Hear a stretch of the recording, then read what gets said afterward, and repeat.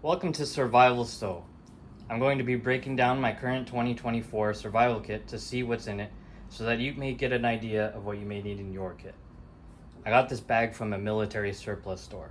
I don't know what it's called, but it's a sling bag, and you can get a lot of similar bags on Amazon. I chose this bag because there are a lot of pockets so you can store items, and it has these loops that you can use to attach pouches such as the Maxpedition mini pocket organizer and this bottle holder also from Maxpedition. I pretty much reevaluate my kit every week or so it's good to have some options. I had a first aid kit pouch here before, but opted to put the first aid items in this front pocket down here. It's a good idea to update your kit at least once a year to make sure items haven't expired. My kit is comprised of 3 mess tins. When emptied, they can be used together as a cook set. Each tin organizes the gear so it corresponds to each stage of an emergency: short term, immediate, and long term.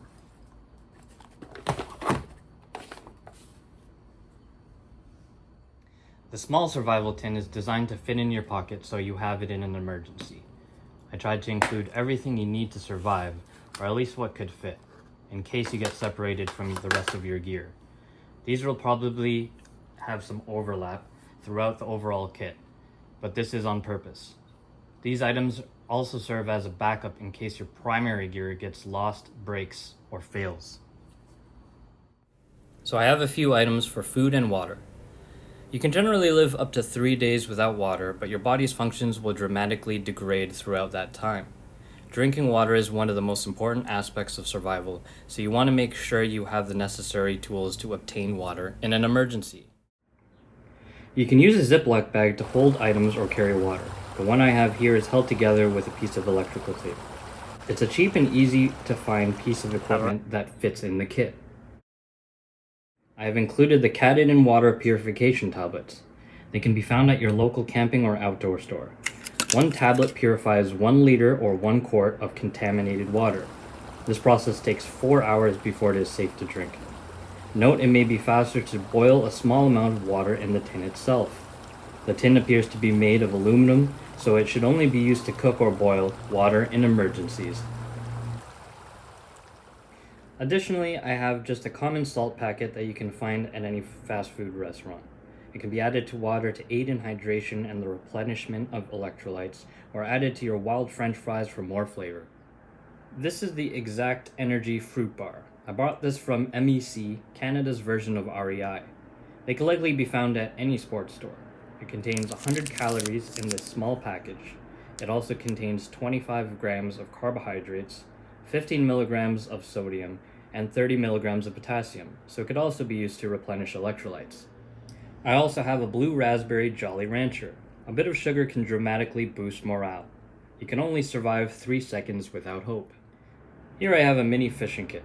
It just has some line, a few sorted hooks, a couple of swivels, a safety pin, and 1 piece of artificial bait. I live in an area where there are many places to fish. If your area does not have anywhere to fish, then this doesn't really make sense to have, but the line could always be used as thread or cordage for small lashings. In frigid temperatures, hypothermia can be deadly. Fire can be essential to maintaining your core temperature. In an emergency, have a backup to your backup. A lighter is obvious. Invest in a brand you trust. You don't want to make things difficult in an emergency. If the fuel runs out, you can still use the flint to create a spark. Matches are also easy to use and very effective. These ones in particular are UCO storm matches. They work in the rain, in the wind, and even in the snow.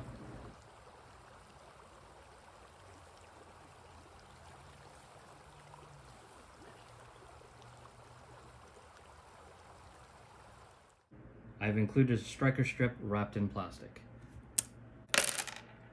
A ferrocerium rod works even when wet and can be used to start thousands of fires. It is the most difficult to use, so it is important to practice using this item before you need it. This one is pricey at $46, but it is very well made. You can get it online from the Exotac website.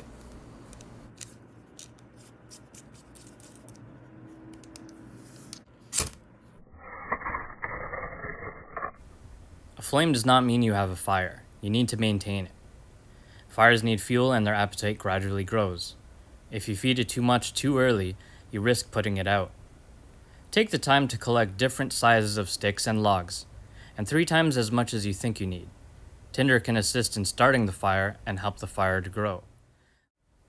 Here I have a piece of fire strip roll, artificial birch bark from Pro Camp Tech.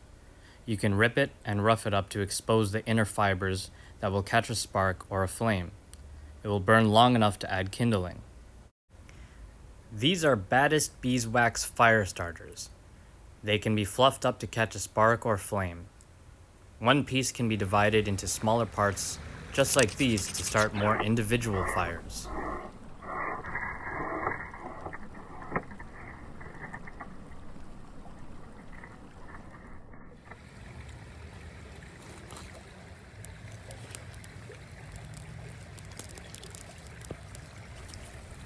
Lastly, I have 2 joke candles, the kind that you can't blow out.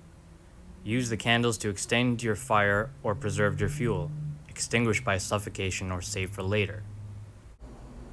So this is pretty much everything else in the kit. In the middle we have a small bundle of 550 paracord. It has a test strength of 550 pounds. It is made up of smaller strands that can be taken out and used individually. This is about 10 feet of rope and 70 feet of inner strands. In the top left, we have a small keychain light, Nano Light from Streamlight. It is not super bright, but can be used to see in the dark. You won't see far, but you'll be glad to have something. I have included spare batteries. In the bottom right corner, we have a small compass. It can be used to get a general bearing and help you navigate if travel is necessary. Take your time to assess if travel is necessary, as this can be a vital or fatal decision. Between the rope and the flashlight, we have a signal mirror. This is the Mini Rescue Flash Signal Mirror from SOL, Survive Outdoors Longer. You can use this to signal the rescue team using the power of the sun as a beacon. In the top right, we have a small roll of duct tape.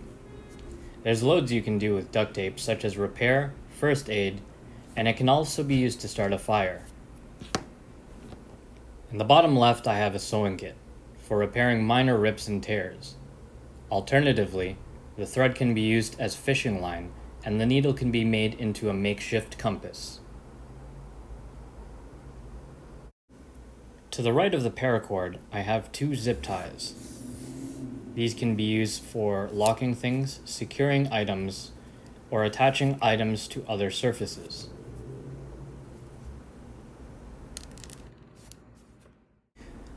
Lastly, I have a pen. You can write notes, draw maps, or leave directions. You can bring paper or gather birch bark to write on. It's time for bonus item! This is a full-size Swiss Army knife, the Victorinox Camper. It's got 2 knives, a Phillips head screwdriver, a flathead screwdriver, a can opener, a bottle opener, wire stripper, saw, corkscrew, awl, toothpick, and tweezers, all in one small package. You can use this knife and saw to process wood or fires, make tools and traps, and much more. All can be used for drilling holes and sewing leather. There are so many different things that you can do with these tools. Learn how to use your tools before you find yourself in an emergency situation. So, this is everything once again, including the Swiss Army knife. And everything fits right inside the tin, and the tin fits in your pocket.